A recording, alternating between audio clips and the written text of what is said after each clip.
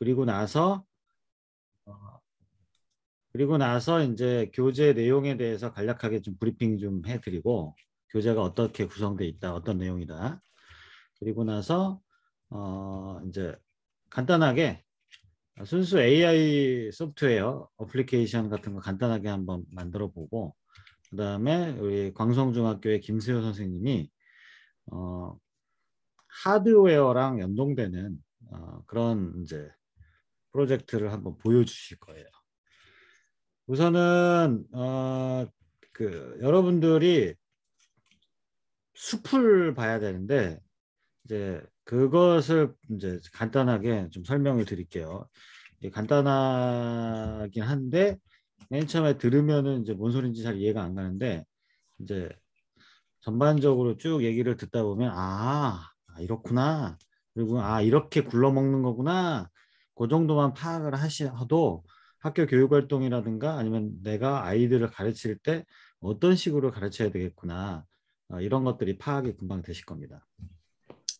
우선 이제 이 교재가 나오게 된 그 기초 배경이라든가 그런 것들에 해당되는 내용이라고 생각하시면 돼요.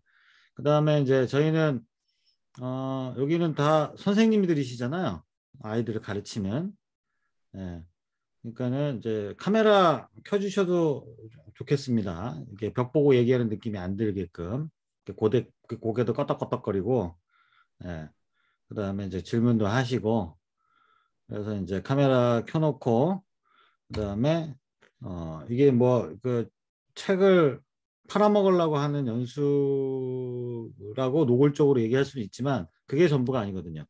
지금 이제 좀 꽤 핵심적인 내용을 좀 가르쳐 드릴 테니까 이해를 하시고 그 다음에 이제 교육 활동에 저기 어떤 식으로 내가 이제 교육 과정을 만들고 교육 내용을 할 것인가 생각을 해보시기 바랍니다. 자, 그러면은 먼저 인공지능은 컴퓨터에서 돌아가지 않습니까? 그죠? 인공지능이 뭐 어디 딴 세상에서 돌아가서 이게 소프트웨어하고 인공지능이 별개다 이건 아니잖아요. 그죠? 그냥 아주 넓게 보면은 이제 컴퓨터가 있는 거고 이게 컴퓨터죠. 컴퓨터가 우리나라 말로는 전자계산기지 않습니까? 근데 이 전자계산이라는 그 용어 속에 진실이 포함되어 있다고 내포되어 있다고 생각하시면 돼요. 진짜로 전자계산기죠. 그럼 컴퓨터 안에는 이제 나눠 보면은 이제 하드웨어하고 소프트웨어로 이제 나눌 수가 있죠.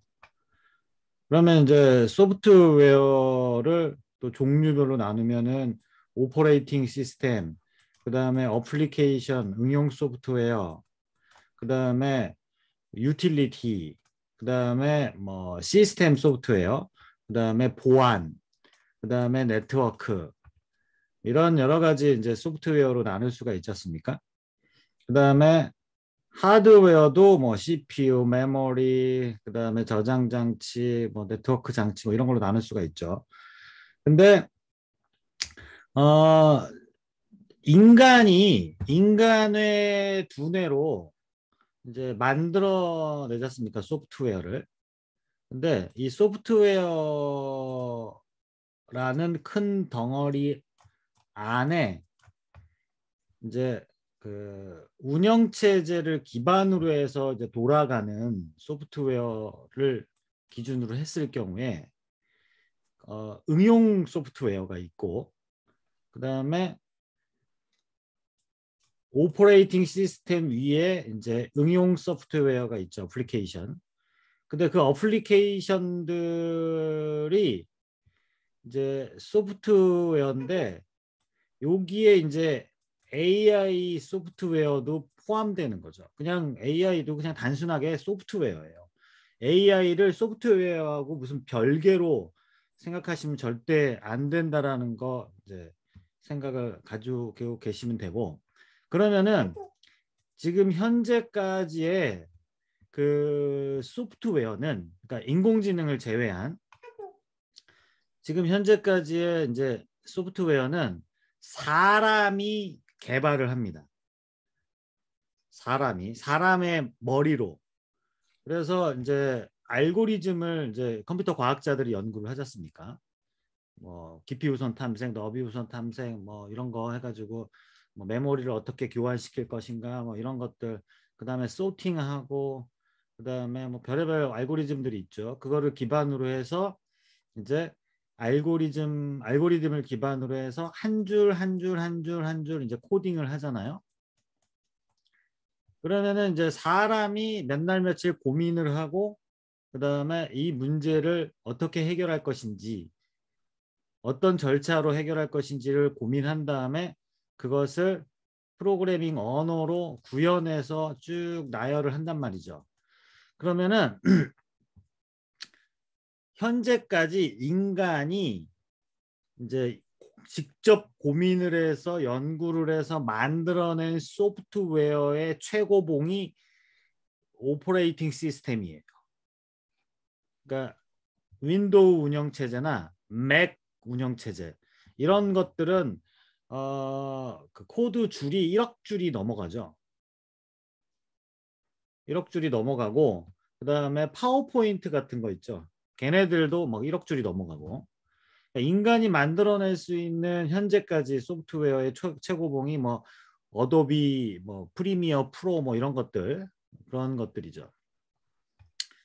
근데 걔네들은 살펴보면은 뭐 캡슐화를 한다던가, 뭐 객체 지향을 쓴다던가, 뭐 이러면서 각종 프로그래밍 스킬들이 잔뜩 녹아져 있어서 각 파트별로 이제 그 조립을 하고 그것들을 유연하게 뭐 엮고 해가지고 프로그래머 개발자들이 몇십 명이 달라붙어서 그걸 같이 개발을 하죠.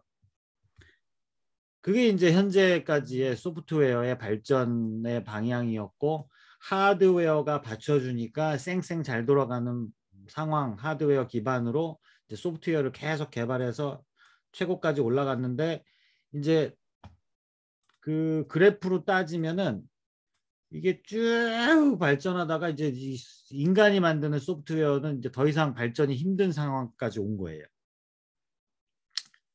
이 상황에서 갑자기 이제 AI가 각광을 받기 시작을 했죠. 여태까지는 사람이 만들어내는 사람이 예를 들면은 이 현실 세계에 어마어마하게 복잡한 그 문제를 먼저 추상화시켜요. 그러니까 단순하게 이제 만들고, 그 단순하게 만든 것들을 기초로 해서 핵심 요소만 뽑아가지고 이제 프로그래밍으로 해서 컴퓨터한테 대신 일을 시켜 먹잖아요. 근데 지금 현재 거의 모든 프로그램들을 이제 그 형태나 구조가 선형획이라고 부르는, 이렇게 이제 선형으로 나타낼 수 있는 형태의 문제들이에요. 그러니까 예를 들자면 이렇게 찍 나눠 놓고 얘 아니면 얘, 그래서 둘 중에 하나 뭐 결과값으로 골라라, 뭐 이런 형태란 말이에요. 근데 얘네들을 가장 수학적으로 단순하게 나타나면 y는 ax 플러스 b라는 1차 방정식이에요. 그러니까 그 웬만한 프로그램들의 복잡도 뭐 오더 오브 n 뭐 이런 거 아시죠? 그거 이제 뭐 이제 컴퓨터 공학적으로 넘어가니까는 좀 제껴 놓더라도 거의 웬만한 대부분의 프로그램들이 이런 이 단순한 1차 방정식과 같은 역할을 해요.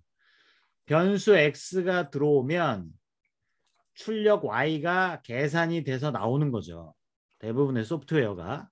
모든 소프트웨어, 인간이 만들어낸 모든 소프트웨어를 아주 하고 단순하게 수학적 기호로 나타내면 y는 ax 플러스 b라고 생각하시면 돼요.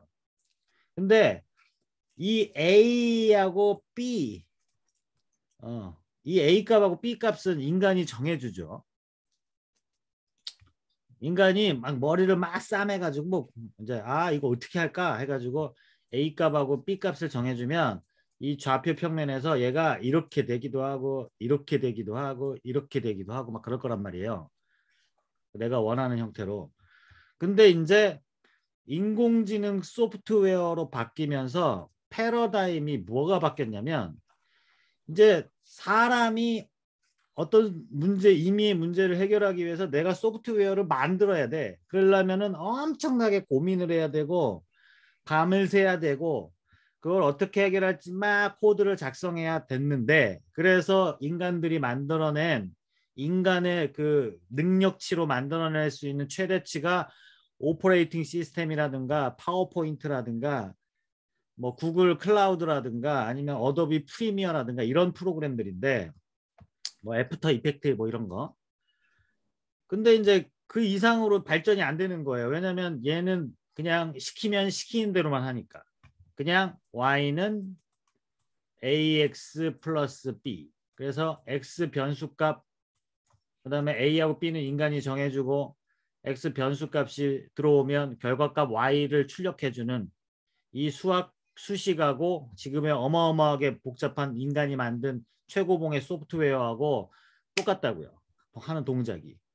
근데 AI가 이제 나오면서 AI는 뭐가 다르냐? 똑같아요. Y는 AX 플러스 B에서 이 X 값하고 Y 값을 인간이 컴퓨터한테 알려줘. 하나만 알려주는 게 아니라 몇천 개, 몇만 개, 몇십만 개를 알려줘.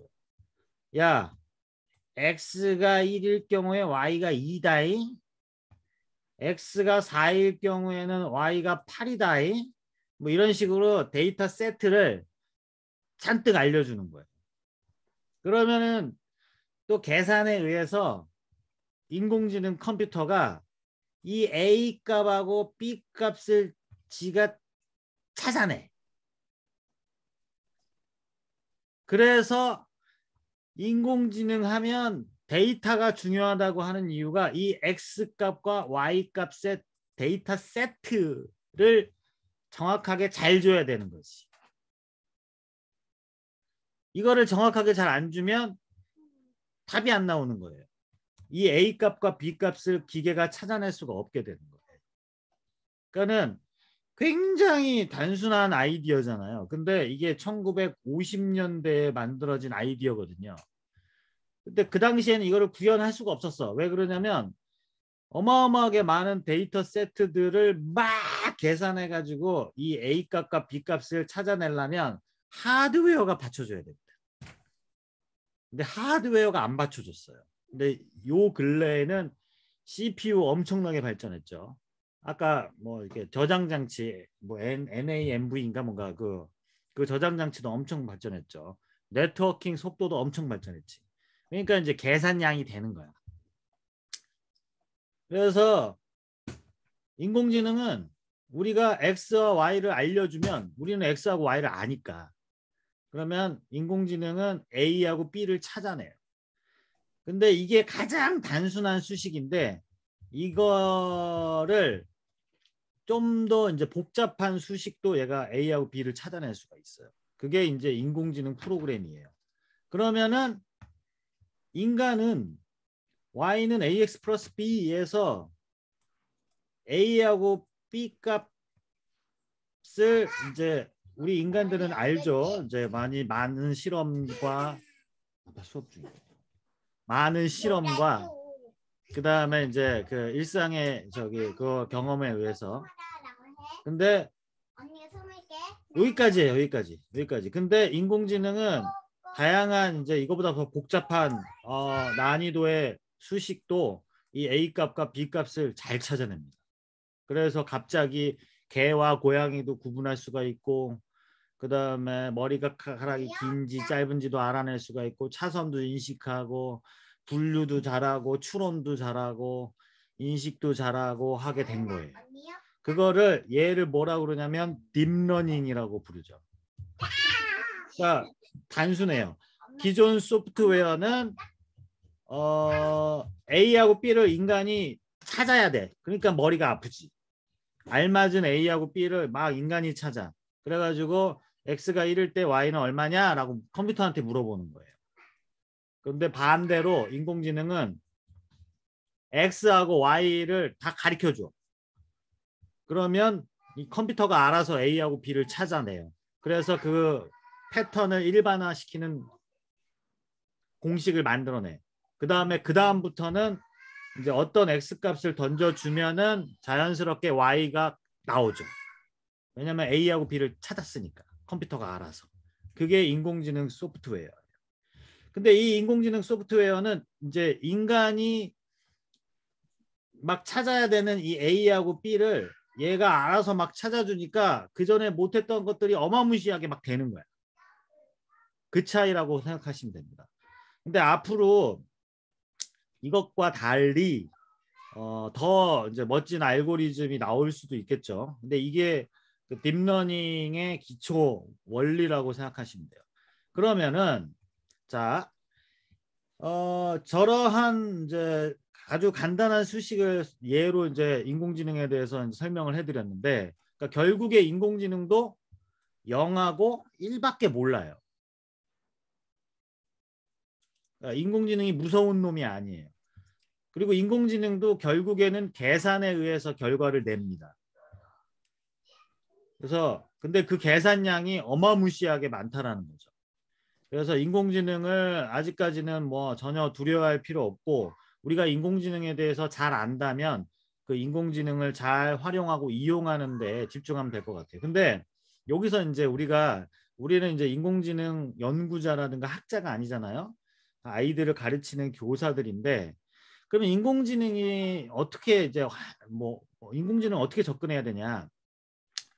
저 이제 그 x 값과 y 값을 이제 데이터 세트를 제공해 주는 일은 아무나 할 수가 있어요. 그래서 근데 이제 저 인공지능 프로그램을 만드는 일은 그 웬만한 대기업이라든가 그다음에 인공지능 연구자들이 만들어요. 인공지능 알고리즘을 만들면 우리가 데이터 세트들이 있는데, 데이터 세트들도 또 어떤 전문가들이 제공을 해줍니다. 그럼 그거를 만들어져 있는 인공지능 안에다가 쏙 집어 넣어요. 그러면 얘가 막 계산해가지고 A 값하고 B 값을 스스로 찾아낸 다음에 변수 X에다가 Y 값이 나오겠구나 라고 이거를 결정을 해요. 그러면 이 데이터 세트 이외에 새로운 이제 데이터를 여기다 쏙 X 값으로 집어 넣으면 자연스럽게 Y가 나오게 돼요. 새로운 Y 값이. 그러면 여기서 우리가 이 인공지능을 만들겠어요? 못 만들겠어요? 네? 김세수 쌤, 만들 수 있습니까? 없습니까? 네, 잠깐 딴짓 하느라고 못 들었어요. 아, 그래요? 우리 김은희 선생님, 우리가 인공지능을 만들 수 있습니까? 없습니까? 저도 딴 생각하는 잘 못 들었어요. 제가 네? 못 만듭니다. 우리는 못 만들죠. 네. 그 다음에 착각하는 게, 내가 데이터를 집어 넣으면 내가 인공지능을 만든 줄 아는데 인공지능 만든 거 아니에요. 만들어져 있는 인공지능에 데이터를 집어 넣어서 훈련시킨 거야. 그래서 훈련이 끝난 다음에 임의의 X값을 집어 넣으면 Y가 나오니까 우와 신기하다 이렇게 나오는 거예요. 만들어져 있는 인공지능에다가 데이터를 집어넣어서 훈련을 시키고 그리고 나서 결과가 나오는 걸 우리가 보는 거예요. 그러면 내가 인공지능을 만든 줄 착각하는 거죠. 그거 아니에요. 우리는 인공지능을 못 만들어요. 만들어져 있는 인공지능을 가져다 쓰는 겁니다. 자, 그러면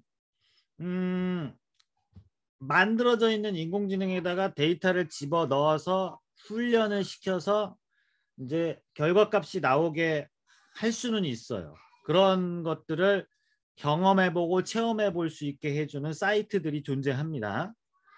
자, 그렇게 해서 인공지능에 대해서 체험해보게 해주는 방법의 교육이 있고, 그러면은 우리가 인공지능은 못 만든다 치면은 그럼 인공지능을 어떻게 해야 되냐? 그러면 한번 생각해 보세요. 인공지능에다가 우리가 A라는 데이터를 넣으면은 A라는 거를 구분을 하는 거고, B라는 데이터를 이제 막 넣어주면은 B라는 인공지능을 갖게 되는 거예요. 달라지는 거지. 그러면은 요것만 만들면은 인공지능 교육은 이제 끝입니까? 어떻게 생각하세요?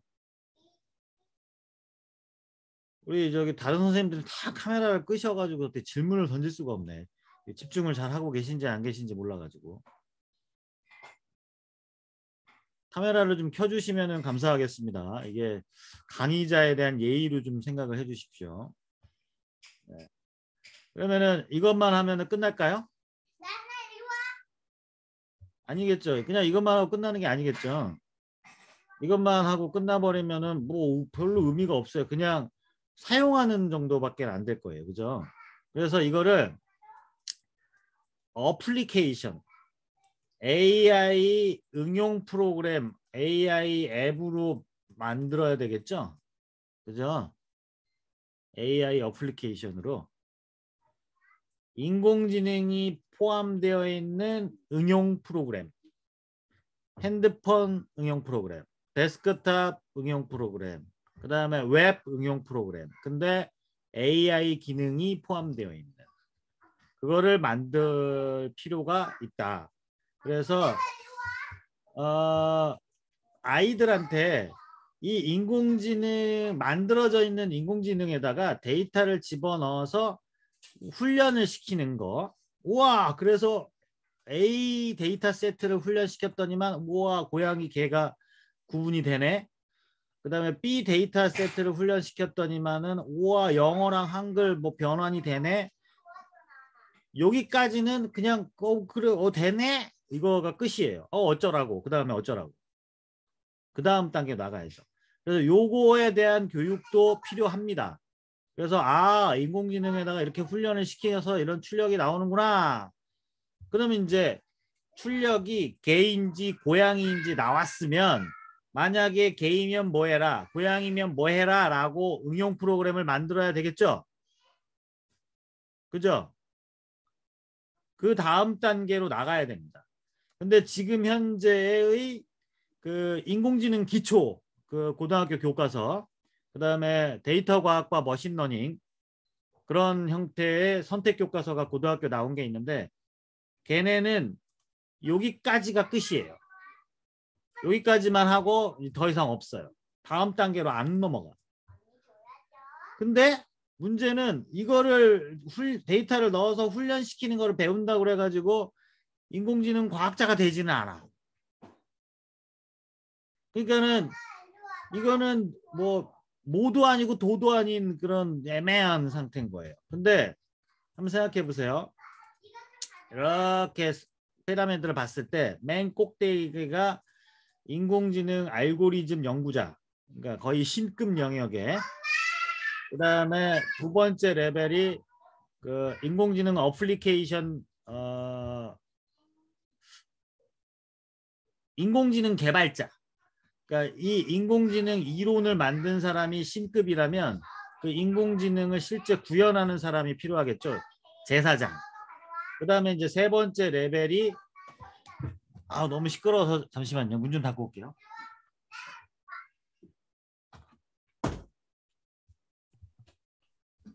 세 번째 레벨이 인공지능 어플리케이션을 만드는 사람이 필요할 거란 말이에요.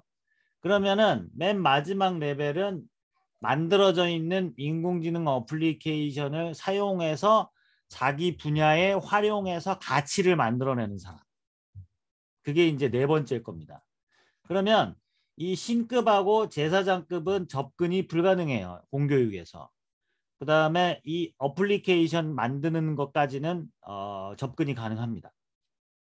그래서 이쪽으로 파트로 교육을 하고 그 다음에 이제 다른 교과, 정보 교과가 아닌 다른 교과에서는 이 활용하는 측면으로 접근을 해야 될 거예요. 인공지능에 대해서.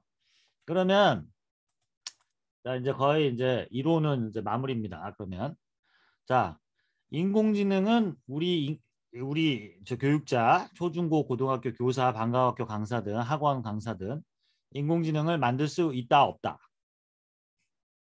인공지능은 못 만들어요. 그 다음에 그럼 우리가 인공지능을 만든다라고 착각했던 건 뭐예요? 만들어져 있는 인공지능에 데이터 집어넣어서 훈련시켜서 결과값이 나오는 과정을 우리가 배운 거예요. 근데 그것도 어려웠지. 데이터 세트 집어넣어 가지고 하려면 막 텍스트 코딩하고 막 그거 해야 돼요. 그럼 그것도 어려웠어. 어쨌든. 그래가지고 이제 결과가 나왔어. 그럼 결과가 나오고 끝이었어. 그럼 그 다음 단계로 넘어가야 되는데 그 다음 단계가 산출물인 거죠. 소프트웨어가 산출물로 나오게 됩니다. 그러면 산출물의 형태가 두 가지 형태로 나옵니다. 순수 소프트웨어 형태, 그냥 화면에서만 동작하는, 모니터에서, 핸드폰에서, 디스플레이에서 동작하는 순수 소프트웨어 형태가 하나가 있고, 그 다음에 디바이스하고 연동돼서 동작하는 형태가 있어요. 그래서 첫 번째는 그냥 순수 소프트웨어, 두 번째는 IoT, 사물 인터넷, 로봇. 그래서 얘를 그냥 저는 용어를 AI 소프트웨어라고 하고 얘는 AIoT라고 부릅니다. 그래서 모니터 상에서만 동작하는 놈, 실제 움직이는 놈 두 개로 나눠요. 그러면은 이거는 뭐랑 비슷하냐면 인공지능은 안드로이드 운영체제라고 보시면 인공지능 어플리케이션은 요기요, 직방, 카카오톡 같은 거라고 생각하시면 돼요. 그러면은 이제 실질적으로 그 돈 제일 많이 버는 놈은 솔직히 구글 안드로이드 거예요. 얘네가 돈 제일 많이 벌어요. 근데 각 나라마다 카카오톡 같은 어플리케이션 하나 만들면은 대기업 되잖아요. 그 나라에서. 마찬가지로 이제 인공지능이 보편화되는 시대로 가도 이제 인공지능이 밑바닥에 깔려 있으면 인공지능 어플리케이션으로 이제 대박나는 회사들이 나올 거예요, 이제. 그러면은 우리가 아이들을 키울 때 뭐 정말 똑똑한 놈들, 천재 같은 놈들은 이제 그 안드로이드를 만들어라 하듯이 인공지능을 만들어라로 보내고 웬만큼 똑똑하고 뭐 이게 괜찮은 놈들은 인공지능 어플리케이션, 카카오톡, 요기요, 직방, 뭐 배달의 민족 같은 거 만드는 애들로 일부 키워야 될 거 아니에요. 그죠? 그리고 이제 나머지 애들은 그거를 잘 활용해서 자기 분야의 문제를 잘 푸는 놈으로 만들어야 될 거고 그렇게 생각하시면 되겠습니다. 그러면은 자, 산출물이 이제 두 가지 형태가 있다고 그랬죠. 근데 순수 소프트웨어가 있고 AIoT가 있어요. 근데 순수 소프트웨어는 어차피 지금까지 계속 오던 분야고 로봇 플러스 AIoT 분야는 앞으로 어마어마하게 발전할 분야입니다. 앞으로는 제가 보기에는 이게 시장이 이렇게 될 것 같아요. 지금 현재는 이거거든요. 지금 현재는 8대2인데 이게 앞으로는 2대8로 바뀔 거예요. 왜냐하면은 로봇하고 AIoT 이제 각종 인공지능 응용 소프트웨어 이런 것들이 각종 디바이스하고 다 융합해 버릴 거거든. 응? 어떻게 생각하세요? 제 의견에 동의하십니까?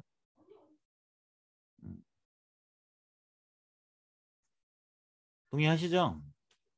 그래서 현재 학교 교육에서도 대부분이 요거를 많이 가르쳐요. 근데 이제 이쪽 분야도 굉장히 중요하다는 거. 네. 그리고 이제 미래 먹거리 사업 중에 하나예요. 엄청나게. 그런데 이거에 대한 가장 밑바닥 기초가 피지컬 컴퓨팅이에요. 아두이노. 아두이노에다가 팔다리 붙이면 로봇이고 바퀴 붙이면 자율주행 자동차예요. 거기다 인공지능 붙여버리면 저기 끝나는 거고. 자, 그러면은 순수 소프트웨어하고 순수 소프트웨어는 이제 여기서는 이제 취급은 안 할게요. 왜냐하면 순수 소프트웨어 만드는 쪽은 이미 그 현직 필드 개발자들이 미친 듯이 많이 만들고 있거든. 예, 그쪽은 뭐 저기 뭐라 그럴까 뭐 번데기 앞에서 주름 잡는다거나 군뱅이 앞에서 주름 잡는다거나 예. 우리가 교육자들이 낄 공간이 안 돼요. 예. 근데 이 IoT 분야는 이제 교육 파트 쪽에서 거의 하는 데가 없습니다. 그리고 이제 실제 구현되기 때문에 자, 그러면은 이제 AIoT가 구현되는 그 구조도가 세 가지가 있어요. 자, 인공지능이 클라우드에 있습니다. 인공지능이 클라우드에 있어요. 그 다음에 여기가 PC가 있고요. 그래서 PC에서 클라우드에 있는 인공지능을 불러와. 그래서 불러다가 그 결과값을 이렇게 해서 아두이노 같은 MCU 하드웨어 부분을 처리하는 그 장치의 뇌에다가 인공지능 AI 결과를 PC에서 불러다가 PC에서 AI로 결과값만 리절트 값만 던져요. 그러면은 이 아두이노에서는 인공지능의 결과값에 따라서 불을 켜고 바퀴를 돌리고 왼쪽으로 가고 오른쪽으로 가고 하는 거예요. 아시겠죠? 그러니까 손가락으로 치면 손에 인공지능이 있을 필요가 있어요, 없어요? 없죠. 인공지능은 뇌에만 있으면 되거든. 그러면 뇌에서 인공지능으로 판단해서 이렇게 연결되어 있는 손을 제어하면 되거든요. 그래서 이런 형태의 인공지능을 동작시키는 방법이, 그러니까 디바이스하고 인공지능하고 연동시키는 방법이 있고요. 왜냐하면 몸뚱아리가 필요하니까. 그 다음에 이제 두 번째는 자, 하드웨어 팔다리 눈코입기 바퀴가 달려있는 장치에다가 여기에다가 인공지능 AI 카메라를 갖다 달아요. 그러니까 인공지능 프로그램이 여기 안에 자체적으로 내장되어 있는 거죠. 카메라에. 그러니까 인공지능은 사람으로 치면은 눈하고 귀 역할을 한다고 생각하시면 되죠. 그전에는 눈 센서는 없었거든요. 근데 인공지능이 나오면서 눈 센서를 인공지능이 담당할 수가 있게 됩니다. 그러면은 AI 역할을 하는 카메라가 달려있는 장치에서 AI 역할을 하고 그게 아두이노 같은 MCU나 라즈베리 파이 같은 그런 컴퓨터에 연결되어 있는 거예요. 그래서 거기에 연결되어 있는 하드웨어를 컨트롤하는 겁니다. 그 다음에 이제 세 번째에 인공지능 하드웨어를 컨트롤하는 AIoT 어플리케이션을 만드는 방법이 이게 아예 그 인공지능하고 하드웨어하고 한 몸이야. 그러면 인공지능이 프로그램이 돌아가려면 이 MCU, CPU가 좀 막강해야 되겠죠. 성능이 좋아야 돼요. 그 성능이 좋은 AI가 돌아갈 수 있는 칩에 인공지능이 탑재돼 있고 거기에 있는 각종 라인의 입출력 장치들이 잔뜩 연결되어 있는 거예요. 이런 것들은 이제 보스턴 다이나믹스의 그 아틀라스 같은 로봇들, 그 다음에 로봇 청소기 같은 것들, 그런 것들이 될 거예요. 이해되시죠? 그러니까는 요즘 캠 많이 나온 것들 있잖아요. 뭐 무슨 코코캠, 무슨 AI 캠 뭐 이런 거. 그거는 그 캠 역할을 하는 그 카메라 달려있는 파트 안에 있는 칩이 좀 성능이 좋은 거여가지고 그냥 몇 가지 인공지능 뭐 칼라 인식, 얼굴 인식, 뭐 손가락 인식 뭐 이런 거 있죠. 그런 프로그램을 깔아놓은 거예요. 이미 훈련이 다 끝난 걸로 깔아놓은 거야. 그래서 딱 그것만 가능해요. 그래서 거기서 뭐가 인식되면은 결과값을 하드웨어에다가 던지는 거예요. 그래서 지금 현재는 구현 가능한 게 세 가지가 있는데 이 세 번째 거는 우리가 접근 불가능합니다. 세 번째 거는 굉장히 어려워요. 이런 거에 관련된 게 뭐가 있냐면 제슨 나노 뭐 그다음에 뭐 어떻게든 거의 CPU 미니 컴퓨터급으로 되어 있는 컴퓨터를 사셔가지고 근데 제슨 나노라든가 라즈베리 파이 뭐 성능 좋은 거 이런 것들은 운영체제가 다 리눅스예요. 근데 우리는 거의 리눅스를 써본 적이 없잖아. 그러니까 리눅스를 써서 이거를 구현을 하려면 또 배워야 되는 거지. 과부하가 너무 심합니다. 그러면은 우리가 할 수 있는 거는 딱 두 가지예요. 클라우드에 있는 인공지능을 PC로 불러다가 PC에서 그 결과값을 하드웨어로 던져가지고 하드웨어를 컨트롤하는 방법이 있고, 그 다음에 AI 카메라에서 인공지능 프로그램이 동작해서 그거를 아두이노에다가 던져서 입출력 장치를 컨트롤하는 방법 두 가지가 아주 쉽게 구현이 가능하겠죠. 지금 현재 대부분의 방식이 요거죠. 각종 교구들이 뭐 인공지능 로봇입니다. 뭐 인공지능 어쩌고 저쩌고입니다. 이런 것들이 다 두 번째 방식 아니면 첫 번째 방식으로 작동이 됩니다. 엔트리도 그렇고 엠블럭도 그렇고 다 그렇죠. 이해되십니까 이제? 예, 이게 숲을 보고 이게 어떻게 굴러먹는지를 이제 교사가 이제 파악할 줄 알아야 됩니다. 그러면은 저희는 이제 딱 보니까 이 AI 플러스 이 카메라가 붙어 있는 그 비전 센서라고 부르는 카메라가 있는데 이제 되게 많아요. 뭐 픽시캠, 뭐 허스키 렌즈, 코코캠 뭐 이런 거. 근데 국내에서 만든 그 AI 카메라들은 다 허접해요. 그냥 너무 품질이 떨어져. 그나마 이제 제일 막강한 게 허스키 렌즈하고 저기 미국에서만 얼마 전에 만든 OV 어쩌고저쩌고 뭐가 있는데 걔는 또 이렇게 카메라 성능이 엄청 좋더라고요. 근데 걔는 가격이 좀 비싸요. 한 20몇만 원 해요.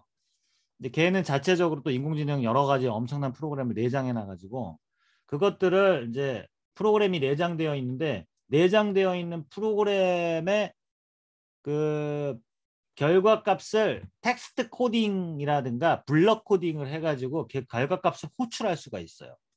그 결과값을 호출할 때 어쨌든 프로그래밍을 해야 돼요. 그러니까 여러분들이 어쨌든 프로그래밍 지식은 반드시 필요한 거지. 인공지능을 쓸 때도. 그래서 그 결과값, 우리는 결과값만 알면 돼. 그러면은 X좌표, Y좌표값. 예. 가격 대비 성능도 무조건 제일 좋아요. 거의. 쓸 수 있는 인공지능 프로그램도 제일 많고. 근데 얘 같은 경우는 이제 오프라인에서 인공지능을 사용할 수 있는 장점이 있는 거고, 그러니까 오프라인에서 인공지능을 쓸 수 있다는 얘기는 자동차를 만들 수 있다는 얘기잖아요. 컴퓨터하고 라인을 연결할 필요가 없으니까. 그래서 인공지능 자동차로 라인 따라다니거나 내 얼굴만 인식해서 나만 따라다니게 한다거나 이런 거를 만들 수가 있는 거예요. 예. 그래서 근데 요거는 이제 제가 AI 그 비전 센서를 블럭으로 쓸 수 있게는 만들어 놨는데 시간이 없다 보니까 요거를 어플리케이션으로 만들어 가지고 각종 이제 다양한 어플리케이션을 만드는 교재를 만들거나 예제를 만들거나 그런 것들은 좀 그 뭐냐 선생님들이 뭐 이렇게 열심히 연락을 해 주셔 가지고 방법 좀 가르쳐 달라고 하셔 가지고 좀 만들어 주세요. 그럼 하나씩만 만들어서 10명이 모으면은 10개의 예제가 생기지 않습니까? 그래서 이것도 충분히 지금 뭐 가능하고 그다음에 이제 저희 교재에다 넣은 거는 요 방식이에요. 클라우드에 있는 엠블럭이든 엔트리든 인공지능이 다 이제 저기 클라우드에 있어요. 그러니까 다른 웹 서버에 있는 거죠. 클라우드에 있는데 클라우드에서 이미 훈련 데이터 다 집어넣고 다 끝난 거야. 다 끝나가지고 얘는 결과만 나와. 그 결과를 불러오는 거를 블럭 코딩을 하는 거예요. 이렇게 불러다가. 결과를 불러와. 근데 PC에서 엔트리를 이용해서 불러오고 PC에서 엠블럭을 이용해서 결과값을 불러오는 거예요. 그 다음에 피지컬 컴퓨팅은 기존에 코딩하는 방식하고 똑같이 하면 돼요. 그리고 나서 결과값을 던지고 피지컬 컴퓨팅 단에서는 결과값을 받아라 라고 명령만 하면 끝나는 거예요. 되게 간단하죠. 개념은 간단하죠. 예. 근데 왜 엠블럭으로 했냐? 자, 엔트리로 하면 좋은데 블록 코딩 뭐 쉬우니까 뭐 대한민국에선 다 이제 그게 표준이라고 생각하니까. 근데 문제는 엔트리에 있는 인공지능 기능이 뭐 많다 치더라도 스프라이트를 컨트롤하고 스프라이트를 제어해요. 뭐 이제 뭐 남자이면 뭐 캐릭터가 막 움직이고 뭐 이런 거는 괜찮아요. 상관없어요. 근데 하드웨어하고 연결을 해야 될 거 아닙니까? 근데 하드웨어에 내가 LCD도 쓰고 싶고 도트 매트릭스도 쓰고 싶고 네오픽셀도 쓰고 싶고 스텝 모터도 쓰고 싶고 뭐 전자석도 쓰고 싶고 뭐 별의별 거를 막 쓰고 싶어. 근데 엔트리는 하드웨어 연결이 안 돼. 그 출력 장치들을 쓸 수가 없어요. 그래서 AIoT 어플리케이션을 만들 때 가장 중요한 건 출력 장치의 수가 많아야 돼요. 그래야겠죠? 왜? AI는 뇌 역할을 담당하거든. 입력 장치의 역할을 담당하고. 그러면 출력 장치의 종류가 많으면 어마어마하게 다양한 AIoT 프로젝트가 가능해집니다. 이해되십니까? 네. 그래서 M블럭에 제가 만들어 놓은 확장 블럭을 이용하면 출력 장치가 엄청나게 제일 많아요. 전 세계에서 제일 많아요. 네. 그래서 그거를 이용을 해서 다양한 AI 기능이 포함되어 있으면서 다양한 하드웨어 출력 장치를 사용할 수 있는 예제가 필요하잖아요. 우리가 이제 뭐 소프트웨어 교육, AI 교육 1, 2년만 해먹고 끝낼 게 아니고 장기 지속 가능하게 해야 되는데 그러려면 위계성이 있어야 되지 않습니까? 레벨 1, 2, 3, 4, 5, 6 그러려면 출력 장치가 많이 필요하거든요. 레벨 1, 레벨 2, 레벨 3, 레벨 4 이렇게 넘어가게끔 계속 발전해야지 뭐 맨날 5년, 10년 동안 버튼 누르면 LED만 킬 수는 없잖아요. 얼굴 인식되면 빨간불만 킬 수는 없지 않습니까? 그죠? 그래서 지금 현재의 이 교재의 내용이 요런한 그 연구를 통한 그 결과물로 해서 구성되어 있어요. 그래서 살펴보시면 먼저 인공지능과 코딩의 기초 1편에 보면은 이제 인공지능 그 기초 학습. 그래서 인공지능이 뭔지 그다음에 뭐 아주 그냥 한 3-4페이지밖에 안 나와요. 그냥 쓱 넘어갑니다. 인공지능은 따로 배워야죠. 그래서 하드웨어 구성 세팅 어떻게 하는지 뭐 이런 거 설치 소프트웨어 설치 어떻게 하는지 그다음에 오늘의 이벤트 행사가 있나 보죠. 이거 김세호 쌤이 하실 거죠? 아니 이거는 비밀이었는데 뒤에 하면 안 되는데. 이거 왜 이게 페이지에 들어있던데? 아니 그건 내가 이따가 보여주려는데 보여주지 말라고 분명히 얘기했는데 그걸 보여주면 어떡합니까? 어떻게 안 보여줘요? 이렇게 다음 페이지로 넘어가는데. 아니 중간중간 네? 하나씩 보여주셔야지 설명해 주셔야지 그렇게 넘어가면 됩니까? 아니 이게 갑자기 이렇게 금방 넘어가네. 이상하게. 자, 그래서 그 넘어가고 그다음에 이제 2장에서는 그 엠블록의 기초에 대해서 그다음에 2편에서는 그냥 순수 AI 소프트웨어 있죠. 하드웨어 안 들어간 거. 순수 AI 어플리케이션이라고 보면 됩니다. 그래서 만들어져 있는 인공지능 서비스들 그것들을 가져다가 그걸로 이용해서 다양한 재미난 것들을 만들어 본다던가 이런 것들이 내용이 수록되어 있고요. 그 다음에 이제